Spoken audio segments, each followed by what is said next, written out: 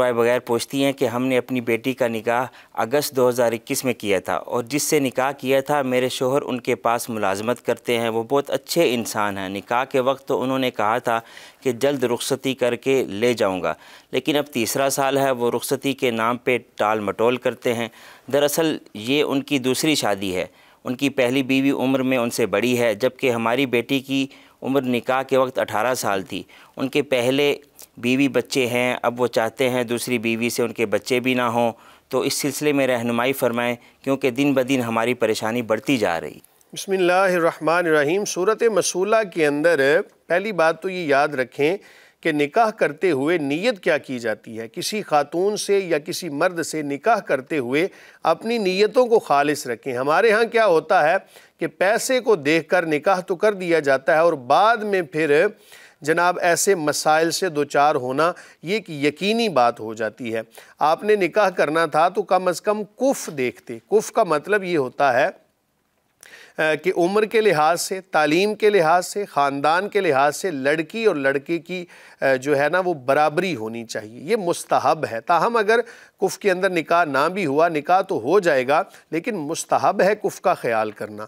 آپ نے جب معاملات کے اندر دیکھا صرف پیسے کو تھا، تو پھر پیسہ تو مل جائے گا، باقی چیزوں سے بہرحال محرومی ہو جاتی ہے۔ تو ہر معاملے کو کرتے ہوئے نا معاشرے کو بھی دیکھا کریں، عرف کو بھی دیکھا کریں، شریعت کو بھی دیکھا کریں۔ سب سے پہلے شریعت ہے، اس کے بعد پھر عرف اور باقی معاملات کو ملحوظ خاطر رکھ کے تو معاملات سر انجام دیا کریں۔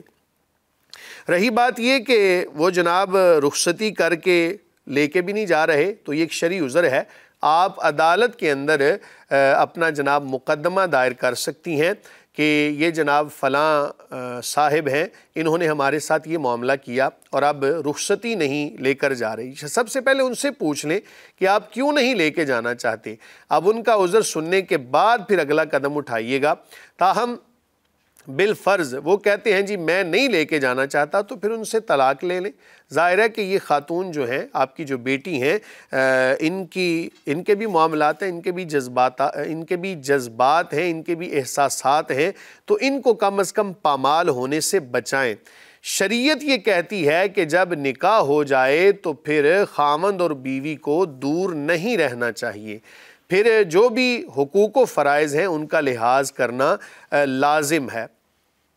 یہ بات یاد رکھیں کہ وہ چاہتے ہیں جی جناب اس سے بچے بھی نہ ہوں، تو یاد رکھیں نکاح کا مقصد یہ ہوتا ہے بقائے نسل انسانی، اور جب یہ چیز نہ پائی جائے تو پھر نکاح کا کیا فائدہ۔ بلکہ ایسی صورتحال کے اندر اکثر علماء نے صرف اس نیت کے ساتھ نکاح کرنا کہ تلذذ بس حاصل ہو جناب، اس کے علاوہ کوئی اور مقصد ہی نہ ہو، حصول اولاد کرنا ہی نہ چاہے، تو ایسی صورتحال کے اندر اکثر علماء نے ایسے نکاح کو مکروہ قرار دیا ہے۔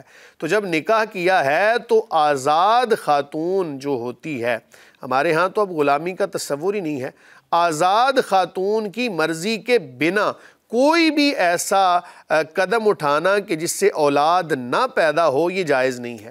کیوں کہ خاتون کے دل میں بھی ہوگا اولاد کا حصول، مرد کے دل میں بھی ہوگا اولاد کا حصول، تو ان تمام تر معاملات کو ملحوظ خاطر رکھتے ہوئے جناب جو آپ کی جو بیٹی ہیں اس کا یہ حق ہے اولاد کا حصول بھی۔ ہاں ایک اگر کوئی ایسا عارضہ بن جاتا ہے یا کوئی ایسی مجبوری بن جاتی ہے، اولاد پہلے موجود ہے، پہلی اولاد چھوٹی ہے، تو ایک علیحدہ چیز ہے۔ تاہم ان تمام تر معاملات کو ملحوظ خاطر رکھتے ہوئے جناب آپ عدالت میں بھی اپنا کیس لے کر جا سکتی ہیں، شریعت آپ کو اجازت دی۔ یہ قانونی، شرعی، اخلاقی حقوق کی پامالی ہو رہی ہے، اور اس کو بچانے کے لیے آپ عدالت کا دروازہ کھٹکھٹا سکتی ہیں۔ مفتی صاحب اگلا سوال، ایک بہن مری سے پوچھتی ہیں کہ میں اپنے شوہر کی دوسری بیوی ہوں، میں نے ان سے نکاح کیا تھا، میں خود نوکری کرتی ہوں، خود کماتی ہوں، میرے شوہر صرف ازدواجی تعلق کی غرض سے اپنے شوہر ہونے کا حق جتاتے ہیں، لیکن اس کے علاوہ انہیں میری کوئی پرواہ نہیں، کبھی مجھے گھریلو اور ذاتی اخراجات کے لیے پیسے نہیں دیتے، میں انہیں کہتی ہوں مجھے چھوڑ دیں لیکن وہ چھوڑتے بھی نہیں ہیں۔ میرے لیے یہ باعث تکلیف ہے کہ ایک شخص میرے حقوق تو ادا نہیں کرتا لیکن خود غرض شخص اپنے شوہر ہونے کا حق خوب جتاتا ہے، ایسے میں مجھے کیا کرنا چاہیے؟ شرعاً رہنمائی فرمائیں۔ بسم اللہ الرحمن الرحیم۔ یہ دوسری شادی والا مسئلہ جی بڑا عجیب مسئلہ ہے۔ ہمارے ہاں یہ ہوتا ہے نکاح کرتے ہوئے ایک ظاہری طور پہ ہمیں یہ تو ہوتا ہے جی نکاح ہو جائے گا، بڑی موجیں ہوں گی جناب، 2 بیویاں ہوں گی، لیکن کبھی یہ نہیں سوچا کہ دوسری بیوی کا بھی حق اسی طرح حق ہے جس طرح پہلی بیوی کا ہے، دونوں کے مابین انصاف کرنا بھی لازم ہے۔ فَانْكِحُوا مَا طَابَ لَكُم مِّنَ النِّسَاءِ مَثْنَىٰ وَثُلَاثَ وَرُبَاعَ فَإِنْ خِفْتُمْ أَلَّا تَعْدِلُوا فَوَاحِدَةً۔ یہ ساری آیت جو ہے نا اس پر غور کیجئے گا، مثنا ثلاثہ رباع کے الفاظ تو ہمیں یاد ہیں، فَإِنْ خِفْتُمْ أَلَّا تَعْدِلُوا فَوَاحِدَةً، اس کو بہرحال کئی لوگ دوسری شادی کرتے ہوئے بھول جاتے ہیں، تو انصاف کرنا لازم ہے۔ اگر بالفرض انصاف نہ کیا، کل قیامت کے دن اس حال میں آئے گا یہ خاوند کہ ایک حصہ اس کا مفلوج ہوگا۔ دونوں کے مابین انصاف کرنا، ایک ہی طرح کی رہائش دینا، ایک ہی طرح کا کھانا دینا، ایک ہی طرح کا ٹائم دینا خاوند کے اوپر لازم ہے۔ نہیں دیتا شرعی طور پر بھی گناہ گار ہے، اخلاقی طور پر بھی گناہ گار ہے۔ تاہم یہ کہنا کہ جناب وہ صرف ازدواجی تعلق قائم کرنے کے لیے آتا ہے، باقی کوئی حق ادا نہیں کرتا، تو آپ کے پاس بھی جناب خلا کا اور تنسیخ نکاح کا مکمل اختیار ہے۔ آپ عدالت میں جا کے اپنا مقدمہ دائر کر سکتی ہیں۔ خاوند اگر اپنی رضامندی سے چھوڑ دیتا ہے بڑی اچھی بات ہے، نہیں اگر چھوڑتا، نبی کریم صلی اللہ علیہ وآلہ وسلم کی ایک حدیث مبارکہ ہے جس کا مفہوم ہے، جس کو بخاری نے بھی روایت کیا ہے کہ ایک خاتون نبی کریم صلی اللہ علیہ وسلم کی بارگاہ میں حاضر ہوئی، یا رسول اللہ صلی اللہ علیہ، میں اپنے خاوند کے حوالے سے کچھ زیادہ مجھے کوئی پریشانی نہیں، لیکن میں ان کو پسند نہیں کرتی، میں ان کے پاس نہیں رہنا چاہتی۔ رسول اللہ صلی اللہ علیہ وآلہ وسلم نے خلا کا اختیار عطا فرمایا، تو آپ کے پاس اختیار ہے۔ اگر خاوند نہیں خلا دیتا اور جو ہے اپنے جو فرائض ہیں ان کی ادائیگی بھی نہیں کرتا، تو عدالت میں جا کے یاد رکھیں کہ جان بوجھ کر اور صرف اس بنا پر کہ جی میں آگے شادی کر لوں اس کو چھوڑ دوں، جان بوجھ کر بغیر کسی عذر شرعی جو خاتون طلاق کا تقاضا کرتی ہے وہ جنت کی خوشبو بھی نہیں سونگھ سکے گی، اور اگر عذر بن جائے تو آپ کے پاس اختیار ہے عدالت کا دروازہ کھٹکھٹا سکتے۔ جی مفتی صاحب، اگلا سوال نجم الحسن قادری لاہور سے پوچھتے ہیں کہ گھر گروی لے کر اس میں رہنا یا گروی لے کر اس کو آگے کرائے پر دینا، کیا یہ شرعاً جائز ہے یا نہیں؟ بسم اللہ الرحمن الرحیم۔ عصر حاضر کے دور حاضر کے بہت سارے مسائل میں سے ایک بڑا مسئلہ گروی والا مسئلہ ہے۔ ہمارے ہاں نا کان کو پتہ نہیں سیدھے طریقے سے کیوں نہیں پکڑتے، الٹے طریقے سے کان کو پکڑتے ہیں۔ مسئلہ یہ پوچھنا چاہیے کہ قرض کے اوپر نفع لینے کا حکم کیا ہے۔ ہمارے ہاں نا الٹا کام شروع کر دیتے ہیں۔ پہلے تو ہوتا ہے نا کہ گروی رکھنا کیسا ہے، اب کہتے ہیں جی گروی لینا مکان کیسا ہے۔ تو یہ جب مسائل کو آپ گڑبڑ کر دیں گے نا تو پھر معاملات خراب ہوں گے۔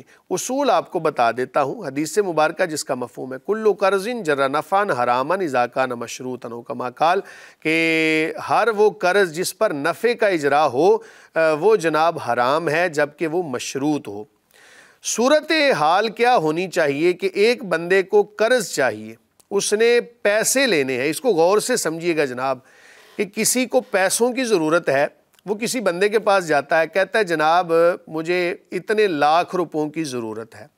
اگلا بندہ کہتا ہے یار مجھے تمہارے اوپر یقین نہیں ہے، جیسا کہ آج کل عام صورتحال ہے، قرض لے لیتے ہیں اس کے بعد بھول ہی جاتے ہیں۔ تو یہ بندہ کہتا ہے جی کیا گارنٹی ہے کہ تم واپس دو گے؟ یہ کہتا ہے یار میرے پاس اور تو کچھ نہیں، ایک مکان میرے پاس پڑا ہوا ہے، آپ وہ گروی رکھ لو۔ اب گروی رکھ لیا، یہ مکان اس کے پاس ہے جس سے قرض لیا ہے، اس کے پاس بطور امانت چلا گیا، اور امانت کو استعمال کرنا یہ جائز نہیں ہوتا، امانت کی حفاظت کی جاتی ہے۔ اب یہ قرض اس نے لے لیا، یہ جناب 1 سال تک اس کو واپس نہیں کرتا۔ مثال کے طور پر 1 سال کا ٹائم طے ہوا تھا کہ جی سال بعد میں آپ کو دے دوں گا، اگر سال کے بعد یہ جناب واپس نہیں کرتا قرض، تو اس کے پاس جس کے پاس مکان ہے اس کو یہ اختیار ہے کہ اس کو بٹھا کے مکان کو بیچ کے اپنے پیسے وصول کر کے باقی پیسے اس کو دے دے، یہ ہے جواز کی صورت۔ لیکن اگر کیا کہ پیسے لے لیے، مثال کے طور پہ 10 لاکھ لے لیا، مکان اس کو دے دیا، وہ بندہ کیا کرتا ہے جناب اس کو یا تو خود اس میں رہنا شروع کر دیتا ہے، یہ جائز نہیں ہے، یا پھر کیا کرتا ہے کہ اس کو آگے رینٹ پہ دے دیتا ہے، کرایہ وصول کرتا جاتا ہے، قرض دیا تھا اس پہ نفع لے رہا ہے، یہ حرام ہو گیا۔ اگر تو یہ کرے کہ جناب کہتا ہے یار مکان تیرا ویسے ہی پڑا ہوا ہے خالی، تو ایسا کرو کہ اس کا رینٹ کتنا بنتا ہے، وہ کہتا ہے جی اس کا 20,000 رینٹ بنتا ہے ماہانہ، جو کہ اصولی طور پہ بنتا بھی ہو. یہ نہیں کہ 20,000 بنتا تھا اور یہ صاحب اس کو 5,000 میں ٹرکا رہے ہیں. یہ تو جناب مجبور ہے, یہ تو جناب لے گا, لیکن اس کا جتنا رینٹ بنتا ہے, مثال کے طور پہ 20,000 رینٹ بنتا تھا, یہ ہر مہینے اس کو رینٹ بھی دیتا رہے, خود رہے چاہے اس کے اندر, یا پھر کسی اور کو رینٹ پہ دے دے, اور جتنا رینٹ بنتا ہے یہ اس کو جناب جس نے قرض لیا ہے اس کو واپس کرتا